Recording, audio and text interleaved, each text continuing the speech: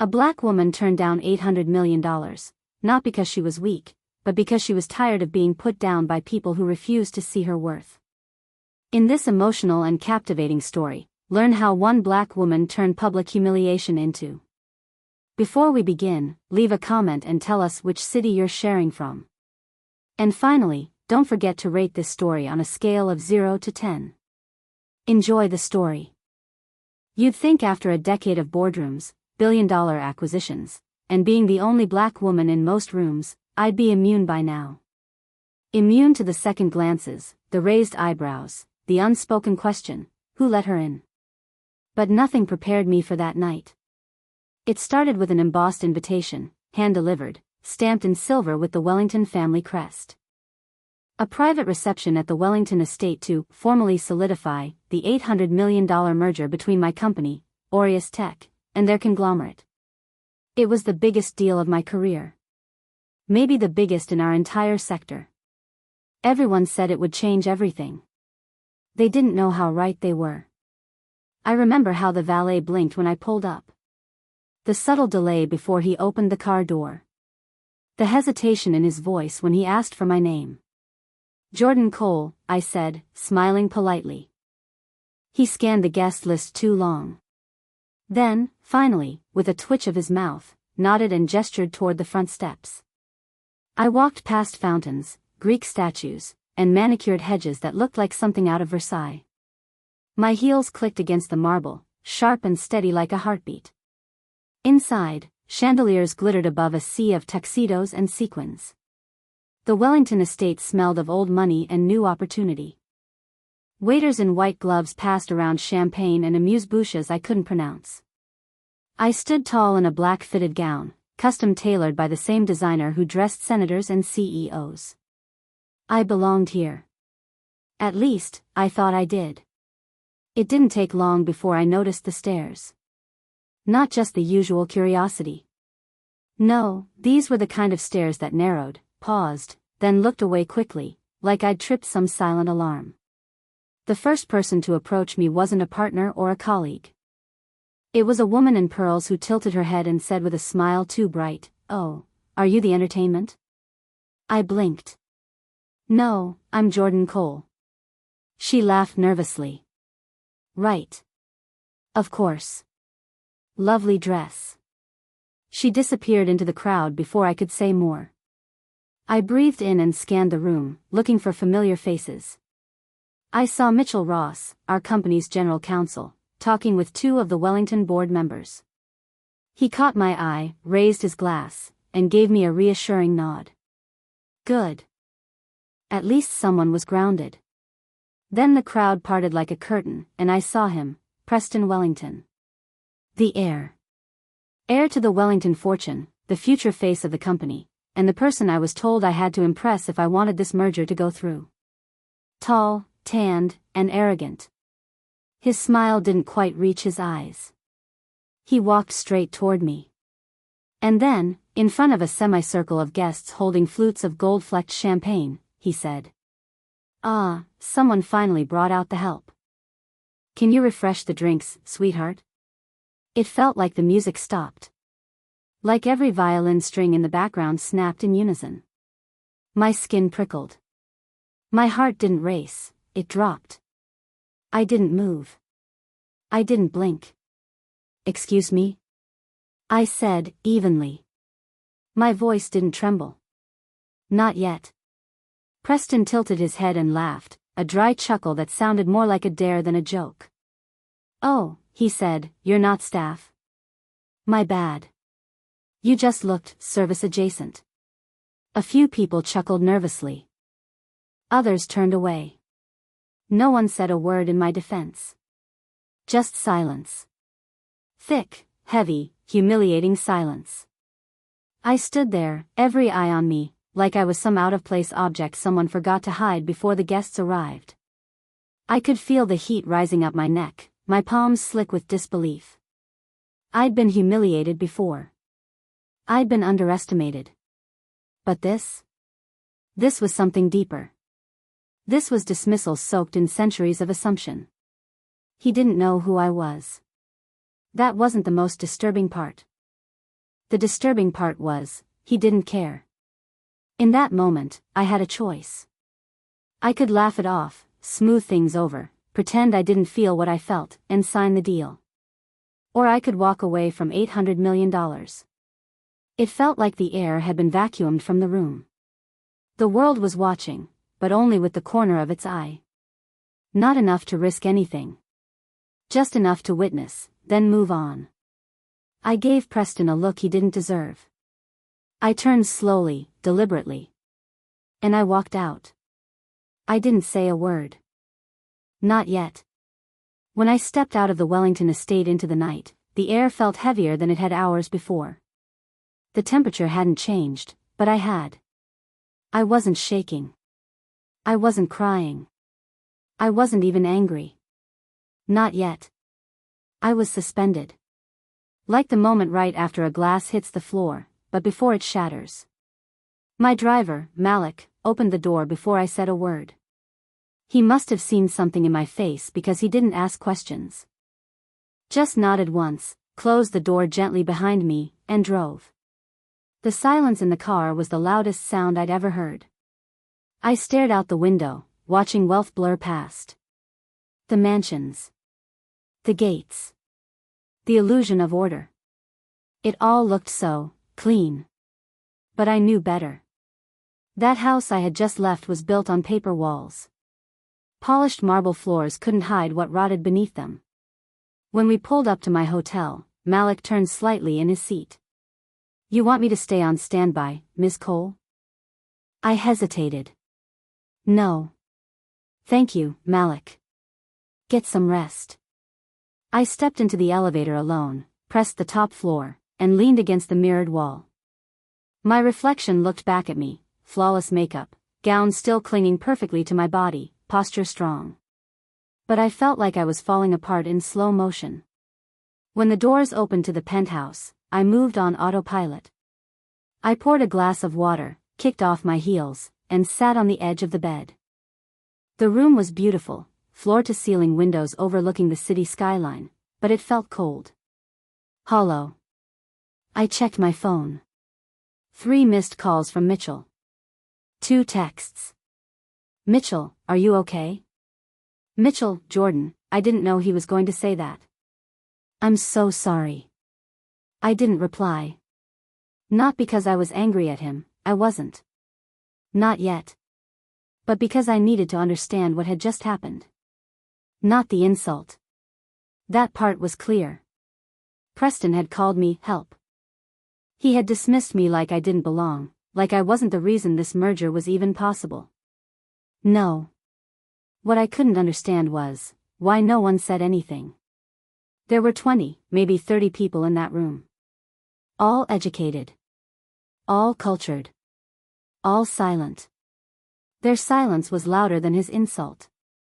They saw a powerful black woman humiliated in public. And they said nothing. And that silence broke something in me. I walked to the window, still holding my phone, and watched the city lights flicker. Somewhere in those buildings were people like me. People who had fought twice as hard for half the credit. People who swallowed their pride to survive rooms like the one I had just left. Was I supposed to swallow this, too? Was I supposed to sign the papers, shake hands, and pretend the acid in my chest wasn't burning a hole through everything I stood for? No. Not this time. I picked up my phone and opened a new note. My fingers hovered above the screen. Then I began to write. Tonight, I walked away from $800 million. Not because I wanted to. But because I had to. Because silence in the face of humiliation isn't strength. It's surrender. And I've surrendered enough to be accepted. I stopped and stared at the words. They were raw. Unpolished. But they were true. I added one final line. This isn't just my story. It's all of ours. I didn't know it yet, but this note would change everything. I didn't sleep that night. I sat curled on the wide armchair by the window, watching the sky turn from black to gray to the dim blue of morning. The city slowly came alive below me, delivery trucks, joggers, the first signs of traffic. But inside that glass tower, I was still locked in the moment when the air had been ripped from my lungs. I kept reading my note over and over again. Was I really about to walk away from an $800 million deal? My brain, trained by years of boardrooms, analysts, and case studies, screamed no. It begged me to think about the stockholders, the board, the investors who had trusted me. But my soul? My soul whispered something else. They only see what they're used to seeing. And they'll keep seeing it, unless someone makes them look again. Around 6:30 a.m. I changed into a hoodie and leggings, pulled my hair into a high bun, and left the hotel without telling anyone. No assistants. No security. No chauffeur. Just me. I walked. Past the morning crowds, past coffee shops with people glued to laptops, past commuters glued to their phones. I ended up at Grant Park. I sat on a bench near the fountain, pulled my knees to my chest, and closed my eyes. For a few moments, I let myself remember. Detroit. I was 9 when I watched my mother patch the same pair of shoes for the 3rd time with super glue and fabric scraps. She never complained. She just smiled and told me, "We don't come from money, baby. We come from power. You just haven't seen it yet." I didn't understand then. But I do now. She wasn't talking about the kind of power that comes with titles or money. She meant something else, the power to walk away, even when walking away costs everything. I opened my eyes. And I made my decision. No deal. No compromise. I would not shrink myself to fit into their comfortable delusions. I would not let an entire boardroom sign off on my silence like it was part of the budget. I would not let a room full of cowards dictate my worth.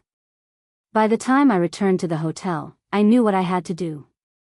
I opened my laptop and scheduled a post. I titled it, "The Price of Dignity." I uploaded a cropped version of the invitation, no names, no details, just enough to suggest that something big had gone wrong behind closed doors. Then I posted the full note I had written the night before. No hashtags. No calls for sympathy.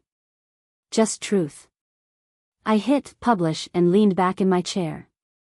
I knew this wasn't just a personal decision. It was a declaration. I knew the fire it would light. I just didn't know how fast it would spread. It didn't take long. By the time I finished my morning coffee, the post had already begun to circulate. A few hundred views turned into thousands. Then tens of thousands. By noon, my inbox was flooded. Journalists. Influencers.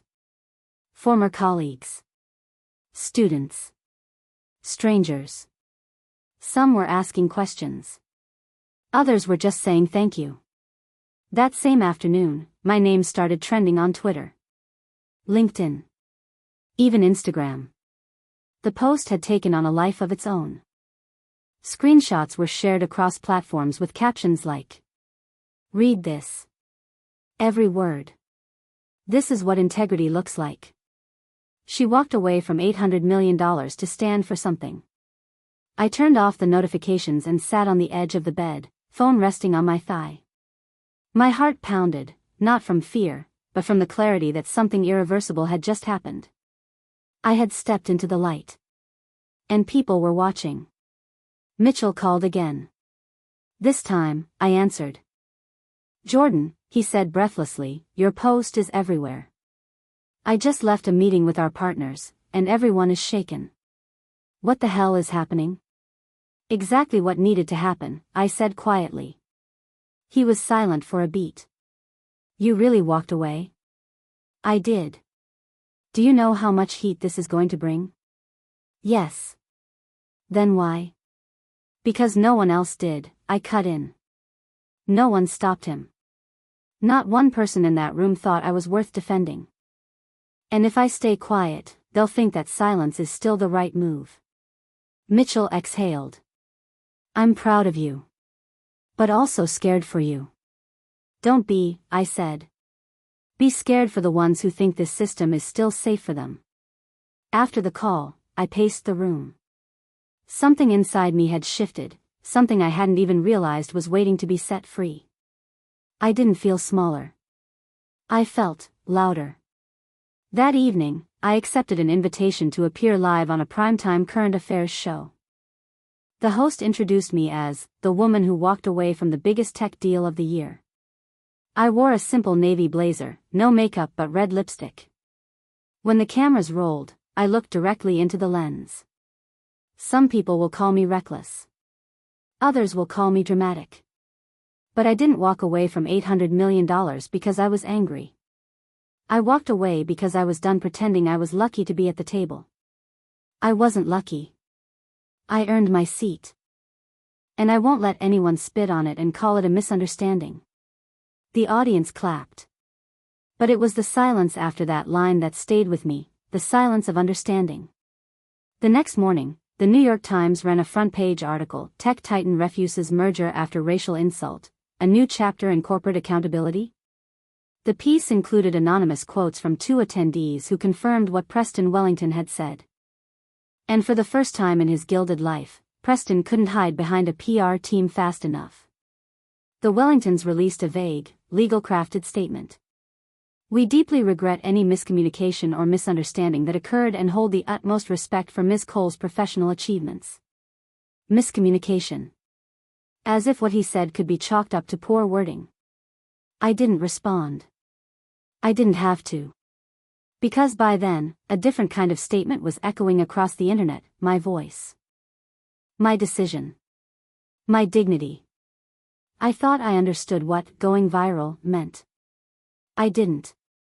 Not until I watched the narrative unravel across the world in real time. News outlets replayed my interview clip on an endless loop. CNBC, Bloomberg, NPR, BBC World, Al Jazeera. Everyone had a headline. Everyone had a take. My phone buzzed every 3 seconds, even with notifications off. My assistant, Paula, called me in a panic. Jordan, she gasped, we've got over 400 interview requests, and that's just since 8 a.m. I'm not doing any more interviews, I replied calmly. But this isn't about me anymore. It's about them. And it was. The firestorm had reached the Wellington family like a tidal wave. Their board members began issuing separate statements, distancing themselves from Preston's actions. 2 of their longtime brand partners quietly pulled out of marketing contracts. The stock dipped. Not dramatically, but enough to signal fear. Inside our company, Aureus Tech, there was a different kind of storm. Some of the younger employees started organizing open forums to talk about race in corporate culture. A few executive colleagues sent private messages of support. Others went silent. That silence felt familiar. But this time, I didn't take it personally. I knew what it meant. They were waiting to see which way the wind would blow. Cowards always wait for the tide to turn before choosing a side. I chose mine the night I walked out of that estate. 3 days after the post, I stood in the conference room of our headquarters in Midtown Manhattan, watching the skyline disappear behind sheets of rain. The board had called an emergency session. Jordan, the chairman, Mr. Kim, began cautiously, we understand your reasons. But do you realize the economic opportunity we're sacrificing? I looked him in the eye. You mean the opportunity to align with people who humiliate their business partners in public? Silence. He shifted in his seat. We don't condone what happened, but emotions are running high. Perhaps with time. No, I interrupted. This is not an emotional reaction. This is a moral one. I'm not interested in partnering with a company that sees me as decoration, or worse, as invisible. A younger board member, Alina, cleared her throat. We've received hundreds of messages from our clients and developers applauding your stand. There's pressure from the tech community for us to take a stronger position. Mr. Kim sighed.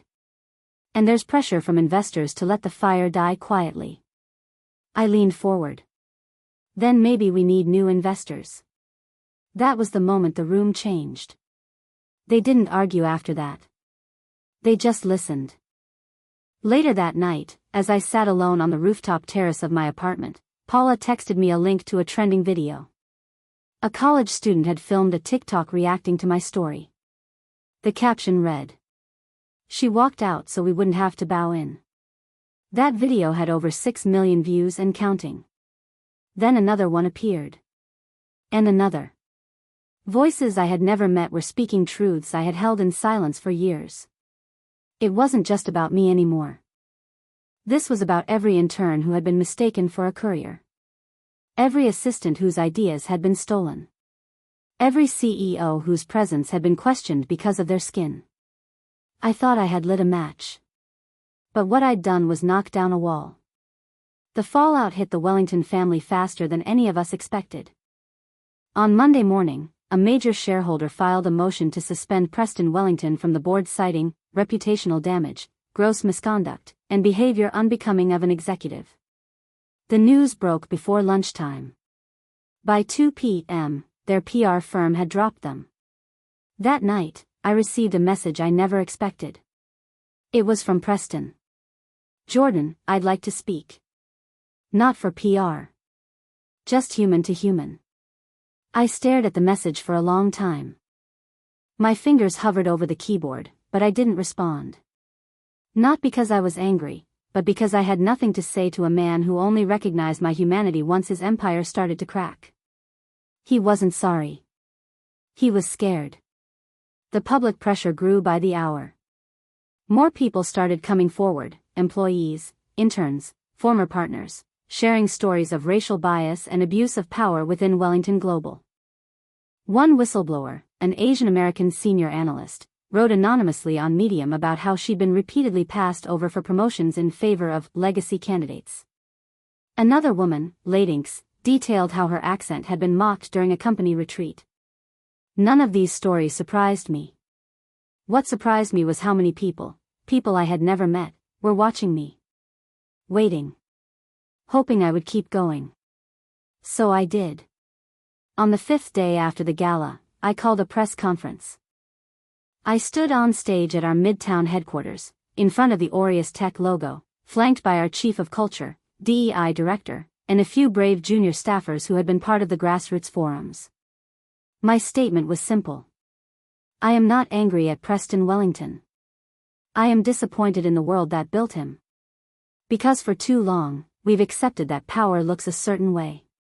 And the moment someone like me walks in, the system malfunctions, until it resets itself in the same image. But this time, the reset button is broken. And we're building something new. I didn't take questions. I didn't need to. The applause said enough. That weekend, I was invited to speak at Howard University. The auditorium was packed, students, faculty, cameras lining the back wall. I stood in the same place where legends had stood, and looked out at a sea of young faces who needed more than slogans. They needed truth. I said, "You will be underestimated. You will be humiliated. And you will be told to be quiet for the sake of professionalism. Don't be. Be loud. Because silence has never saved us. Only courage has." The crowd stood, some were crying. And for the first time in days, I felt the ache in my chest ease. That night, my sister called me from Chicago. She's a middle school teacher, fierce, brilliant, unshakable. But her voice was trembling. "You don't know what you've done," she whispered. "My students, they're talking about you like you're a superhero." I smiled. "I'm not." "But you are," she said. "You showed them what dignity looks like. Not perfection. Not performance. Power." I ended the call and stood at my window again. This time, I didn't feel alone. This time, I didn't feel like the girl who had to make herself smaller to survive. I felt like a woman who had just told the world, "You will see me now." It came in an envelope. Not an email. Not a text. Not even a phone call. A white-gloved courier appeared at the reception desk of Aureus Tech's New York headquarters at 10:07 a.m., carrying an envelope embossed in deep green wax, the Wellington family seal. Paula brought it to me with a cautious look. You want me to shred this? I stared at it for a moment. No, I said quietly. I want to see how far they'll go. Inside was a letter, signed not by Preston, but by Arthur Wellington himself. The patriarch. The man behind the curtain. It read. MS. Cole, we deeply regret the events that unfolded at our family estate and the pain caused to your person and your company. This behavior does not reflect our values. To that end, we would like to propose a renewed partnership, with full public accountability, transparency, and an official apology. Furthermore, we are prepared to restructure the deal under your terms. The valuation will remain. Control will shift. And we are prepared to donate $100 million to a foundation of your choosing in support of racial equity and inclusion. We hope this offer demonstrates our commitment to change. Respectfully, Arthur M. Wellington. I folded the letter and leaned back in my chair. It was clever. Strategic. Calculated. And too late. That afternoon, the Wellington family's public apology aired live across 3 major networks. Arthur and Preston sat side by side in a beige-toned boardroom. The sincerity felt forced, like someone had spent hours coaching them on facial expressions. Preston looked pale. He read his lines like a hostage. I deeply regret my remarks and the harm they caused. I have begun unconscious bias training and will step back from public leadership roles while we rebuild trust. The video was clean. The language polished. But the apology was for the cameras, not for me. Still, the press ate it up. Some even called it redemptive. A few analysts claimed I had won. But I wasn't keeping score. I was keeping truth. Later that night, I stood by my kitchen window as the city blinked below, rereading the letter with a glass of wine in hand. My lawyer had texted twice, asking if we should open the conversation. I wrote back, no conversation. No deal. No partnership built on apology only when it's profitable. Instead, I made a call of my own. Melinda, I said to my old friend from Stanford, remember that idea we had after graduation? The accelerator? There was a pause. Then her voice lit up like fire. The one for Black and brown founders? The one we thought nobody would fund? I smiled. They'll fund it now. 3 weeks later, the headlines were different. Jordan Cole launches $200 million impact fund for underrepresented innovators. Aureus Tech rejects Wellington offer, builds own legacy instead. From silence to power, the woman changing corporate culture forever. The world no longer saw me as just a woman who said no. They saw me as the one who built something better. And this time, the table was mine. We called it the bench. Not because of some boardroom metaphor, but because it came from a memory. Back in Detroit, there was a rusted park bench on Jefferson Avenue. I used to sit there after school with my spiral notebook, sketching ideas, apps, community centers, redesigns of school systems, things too big for a 13-year-old, but somehow too urgent to ignore. That bench was where I dreamed of building something that didn't already exist. Now, 2 decades later, I had the funding, and the fire. The Bench Accelerator launched with $200 million in seed capital. But more than the money, it launched with something rarer, trust. We didn't just fund ideas. We funded people. Brilliant, overlooked, underestimated people. The applications poured in from every continent. A 17-year-old girl from Nairobi building a drone-powered irrigation system. A single father from East Oakland creating an AI-based literacy app for inner-city schools. A neurodiverse programmer from the Bronx designing tools for accessible navigation. They came to us with blueprints. With notebooks. With fire in their bellies and chips on their shoulders. And we said, show us what you've got. Within 6 months, the bench had over 100 founders in residence across 3 hubs, New York, Atlanta, and Lagos. Our motto was simple, no pitch decks. No pedigree checks. Just purpose. I spent more time on the ground than in corner offices. I watched these innovators take their first checks and breathe for the first time in years. One of them, Jalen, a young black engineer from Tulsa, pulled me aside after a late-night brainstorming session. "You know what's wild," he said.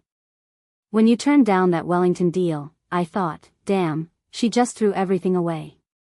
But now, sitting here, building my dream, I realize, you threw their version of power away, to give us a shot at ours." That stayed with me. Because he was right. By the end of the year, the bench had already produced its first breakout company, SOVA, a mental health platform for multilingual youth. It gained global attention after one of its founders, a Haitian-American immigrant named Corinne, gave a TED Talk that went viral. Watching her speak on that stage, tears running down her face as she thanked Ms. Jordan Cole, the woman who believed I could matter before I was marketable, I couldn't breathe. I didn't need another headline. This was the legacy. Forbes invited me to grace the cover of their Women in Power issue. The caption read, "Jordan Cole didn't join the table. She built her own." My assistant handed me the first print copy with shaking hands. "You really did it," she whispered. "No," I said softly, tracing my fingers over the words. "We did." Later that night, I returned to the bench. Not the one in Detroit. That one had long since rusted away. But we had built a replica, clean, strong, symbolic, outside the bench's flagship hub in Harlem. I sat there, alone under the stars, no gown, no cameras.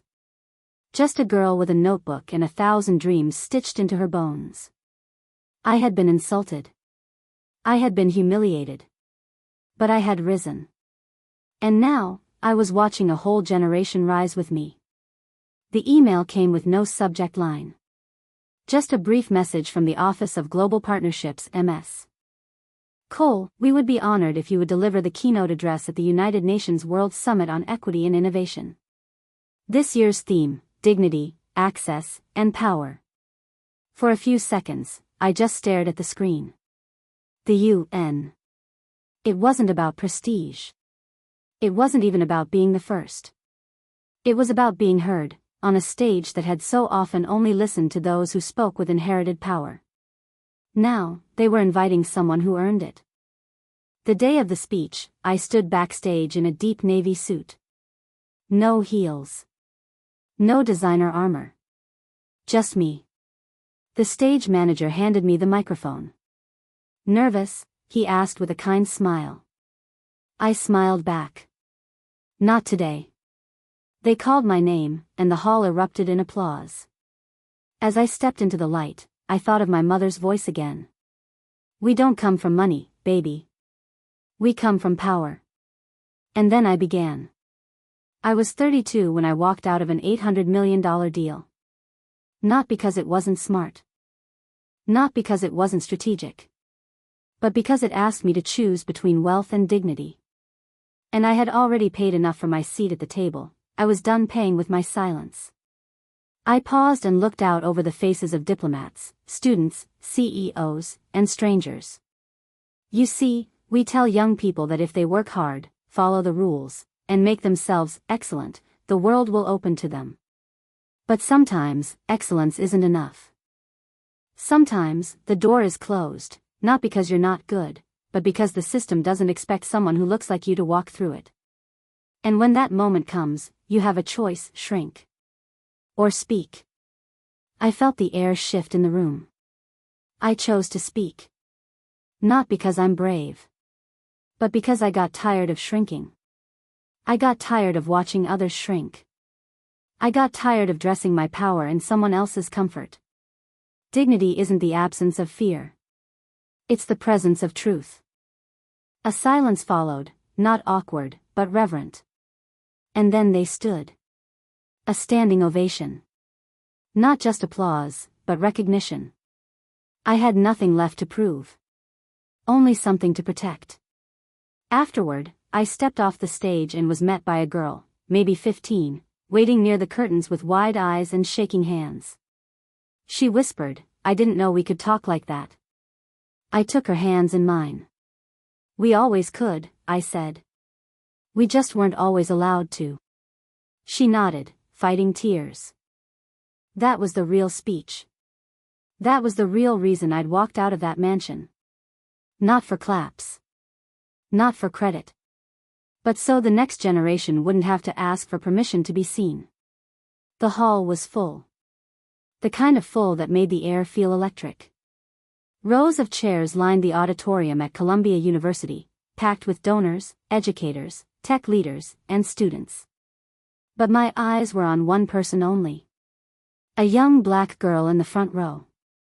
Her hair was in tight coils, and her glasses slipped down her nose as she clutched a manila envelope in both hands. I recognized the look in her eyes. It was the look I used to have when I walked into rooms that weren't built for me. Half fear, half fire. She was the valedictorian of the first graduating cohort of the bench. And as she took the stage and began her speech, steady, strong, smiling, I felt something deep inside me settle. Like the last piece of a puzzle locking into place. We are not here because someone made space for us. We are here because someone tore the ceiling down. The room rose to its feet. So did I. That same day, we announced the Coal Impact Fund, a $1 billion endowment committed to building inclusive innovation ecosystems around the world. It was backed by Fortune 100 companies, activist investors, and community organizers. But at its core, it wasn't built on capital. It was built on principle. A principle that said dignity is not negotiable. Opportunity is not a luxury. And silence is no longer an option. Months later, I found myself back in Detroit. The old bench on Jefferson was gone, rusted away years ago, but we rebuilt a new one. This time in bronze. Engraved on the back were 3 simple words, built by truth. I sat there with my sister, sipping coffee from paper cups. "You still thinking about that night?" she asked. "No," I said with a smile. "I'm thinking about what came after." She bumped my shoulder. "You know that girl from the UN? The one who said you were a superhero? She's at MIT now." Full ride. I looked out at the skyline and closed my eyes. We had done something. Not perfect. Not finished. But real. A new kind of table. Built not with wood and polish, but with fire, resistance, and vision. My name is Jordan Cole. I was once humiliated in a room full of power. Now I build the rooms. And no one gets left outside.